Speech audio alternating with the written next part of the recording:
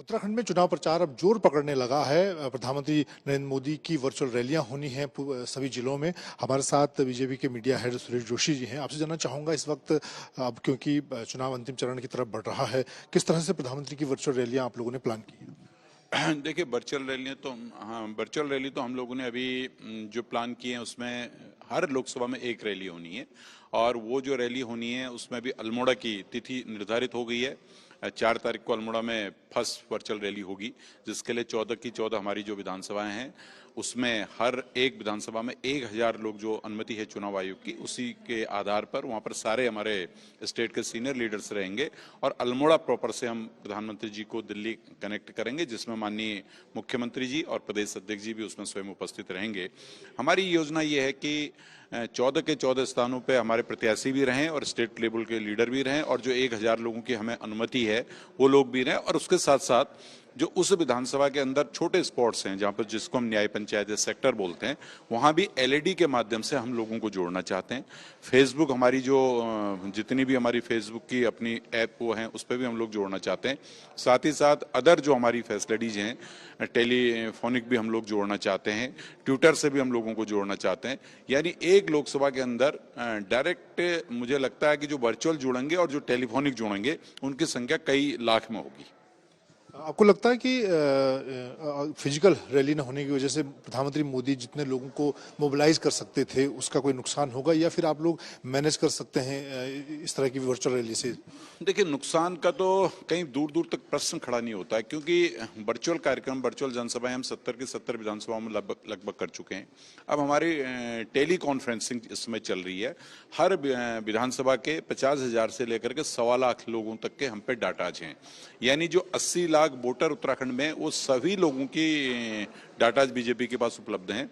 और हम day to day चरणों में उस पर भी हम टेली उसके द्वारा, कॉन्फ्रेंस के द्वारा बात कर रहे हैं। और साथ ही साथ जो है कि प्रधानमंत्री जी का यहाँ पर पहले भी रैलियां हो चुकी हैं। वर्चुअल रैली 5 की 5 लोकसभा में होनी है।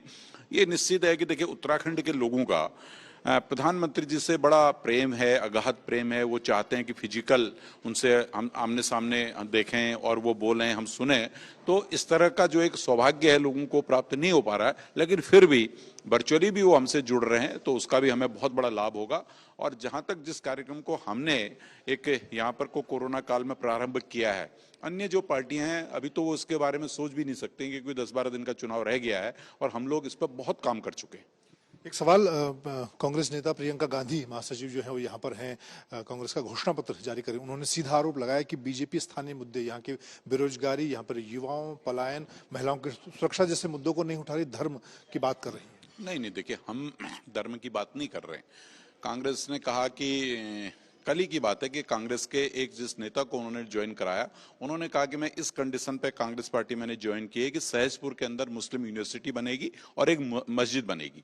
यानी कांग्रेस चुनाव को सीधे सीधे जुम्मे की नमाज से, सीधे सीधे मस्जिद से, सीधे सीधे मुस्लिम यूनिवर्सिटी से जोड़ना चाहती है।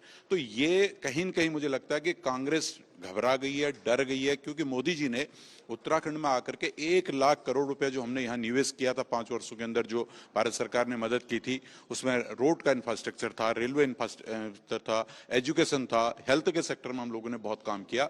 इसलिए उन सारे कामों से घबरा गई है, इसलिए ऐसी बात बोल रही है। अब जहां तक देखिए घोषणा पत्र का प्रश्न है, वो मातृशक्ति की बात कर रही हैं। उत्तराखंड की माताएं तो प्रियंका जी से एक ही बात पूछ रही हैं। आपने कहा कि मैं लड़की हूं, लड़ सकती हूं। प्रियंका गांधी अब आ चुकी है, लेकिन प्रश्न आज ये खड़ा हो रहा है कि उत्तराखंड में कांग्रेस ने 4 टिकट महिलाओं को दिए थे, जिसमें एक दलित महिला थी। जो कांग्रेस दलित की भी बात करती है, पिछड़े की भी बात करती है, आमजन की भी बात करती है। उस दलित महिला का हरिद्वार में टिकट काट दिया। दूसरी बहन जो उनकी वास्तव में नेता थी, उसका उन्होंने टिकट काट दिया लाल कुआं में। अब आप देखिए, उन्होंने 3 टिकट कुल महिलाओं को दिए हैं, 70 में से 3 दिए हैं। उत्तराखंड के लोग तो प्रियंका से पूछ रहे हैं कि बहन जी आप ये बताइए, आप महिला सम्मान की बात कर रही हैं, आप महिला सशक्तिकरण की बात कर रही हैं, आप जिस विषय की बात कर रही वो तो इधर उल्टा हो रहा है। आपने 3 टिकट दिए, वो में भी एक हरीश रावत जी की बेटी को दे दिया, एक हरक सिंह जी की बहू को दे दिया।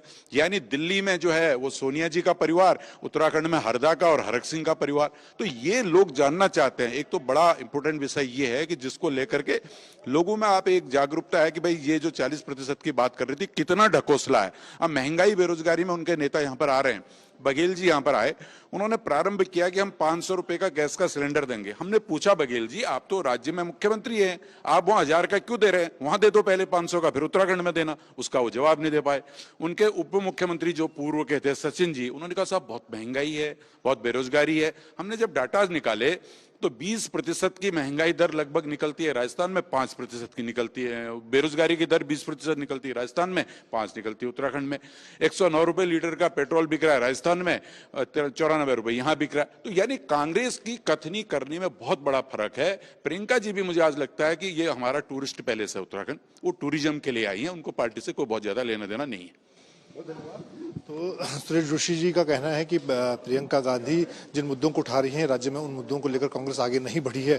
और जहां तक प्रधानमंत्री नरेंद्र मोदी की वर्चुअल रैली का सवाल है, उसके जरिए बीजेपी कोशिश कर रही है कि एक लोकसभा में करीब 1 लाख के आसपास लोगों को उससे जोड़े।